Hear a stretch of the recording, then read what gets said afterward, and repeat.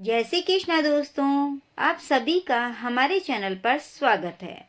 भगवान को पाने का सबसे सरल मार्ग क्या है? आज का प्रसंग। एक गांव में एक बूढ़ी माई रहती थी। माई का आगे पीछे कोई नहीं था, इसलिए बूढ़ी माई बेचारी अकेली रहती थी। एक दिन उस गांव में एक साधु आया। बूढ़ी माई ने साधु का बहुत ही प्रेम पूर्वक आदर सत्कार किया। जब साधु जाने लगा तो बूढ़ी माई ने कहा, महात्मा जी, आप तो ईश्वर के परम भक्त हैं। कृपा करके मुझे ऐसा आशीर्वाद दीजिए जिससे मेरा अकेलापन दूर हो जाए।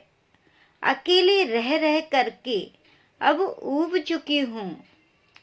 साधु ने मुस्कुराते हुए अपनी झोली में से बाल गोपाल की एक मूर्ति निकाली और बूढ़ी माई को देते हुए कहा, माई, ये लो आपका बालक है। इसका अपने बच्चे की तरह प्रेम पूर्वक लालन पालन करती रहना। बुढ़िया माई बड़े लाड़ प्यार से ठाकुर जी का लालन पालन करने लगी।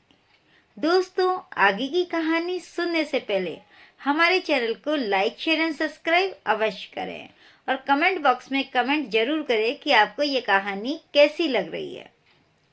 एक दिन गांव के कुछ शरारती बच्चों ने देखा कि माई मूर्ति को अपने बच्चे की तरह लाड़ कर रही है। नटखट बच्चों को माई से हंसी मजाक करने की सूझी।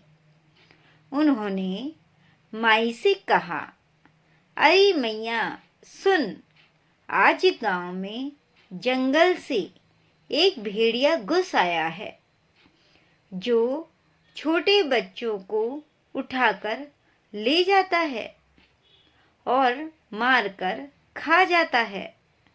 तू अपने लाल का ख्याल रखना, कहीं भेड़िया इसे उठाकर ना ले जाए। बुढ़िया माई ने अपने बाल गोपाल को उसी समय कुटिया में विराजमान किया और स्वयं लाठी लेकर दरवाजे पर पहरा लगाने के लिए बैठ गई। अपने लाल को भेड़िए से बचाने के लिए बुढ़िया माई भूखी प्यासी दरवाजे पर पहरा देती रही। पहरा देते देते एक दिन बीता, फिर दूसरा दिन बीता, फिर तीसरा, चौथा और पांचवा दिन बीत गया। इसी तरीके से बहुत सारे दिन गुजर गए। बुढ़िया माई 5 दिन और 5 रात लगातार बगैर पलके झपकाए भेड़िए से अपने बाल गोपाल की रक्षा के लिए पहरा देती रही। उस भोली भाली मैया का यह भाव देखकर ठाकुर जी का हृदय प्रेम से भर गया। अब ठाकुर जी को मैया के प्रेम का प्रत्यक्ष रूप से आस्वादन करने की इच्छा हुई। मैया ठाकुर जी ने सोची, ये मैया बड़ी प्रेमी है, इसके प्रेम का प्रत्यक्ष आस्वादन करना चाहिए। भगवान बहुत ही सुंदर रूप धारण कर वस्त्राभूषणों से सुसज्जित होकर मैया के पास आए। ठाकुर जी के पांव की आहट पाकर माई डर गई कि कहीं दुष्ट भेड़िया तो नहीं आ गया मेरे लाल को उठाने। माई ने लाठी उठाई और भेड़िए को भगाने के लिए उठ खड़ी हुई। तब श्याम सुंदर ने कहा, मैया मैं हूँ, मैं तेरा वही बालक हूँ जिसकी तुम रक्षा करती हो। माई ने कहा, क्या?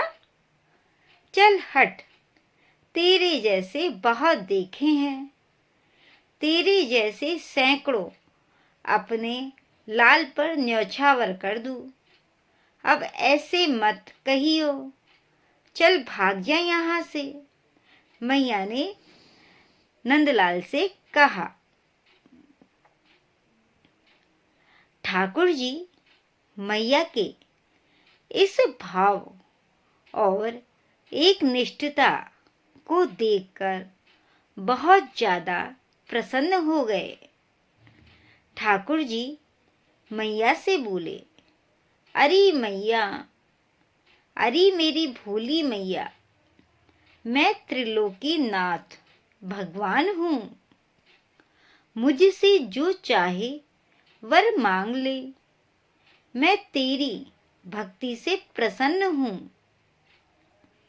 बुढ़िया माई ने कहा,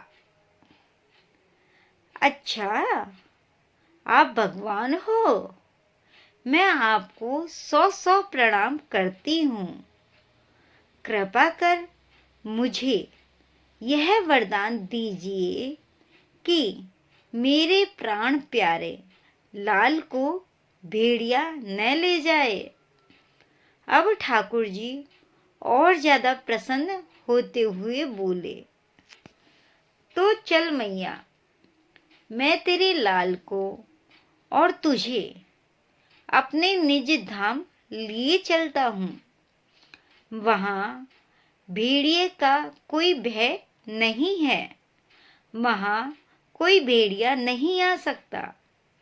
इस तरह प्रभु बुढ़िया माई को अपने निज धाम ले गए।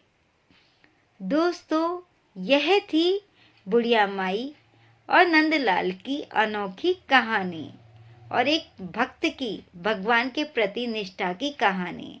इस कहानी से हमें सीख मिलती है कि हमें अपने अंदर बैठे ईश्वरीय अंश की काम, क्रोध, लोभ, मोह और अहंकार रूपी भेड़ियों से रक्षा करनी चाहिए। जब हम पूरी तरह से तन्मय होकर अपनी पवित्रता और शांति की रक्षा करते हैं, तो एक न एक दिन ईश्वर हमें दर्शन जरूर देते हैं। ईश्वर को पाने का सबसे सरल मार्ग है भगवान को प्रेम करो, निष्काम प्रेम, जैसे बुढ़िया माई ने किया। दोस्तों, यह थी अनोखी प्रेम भरी कहानी।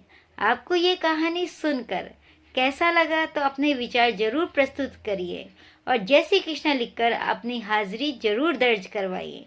जय श्री कृष्णा दोस्तों।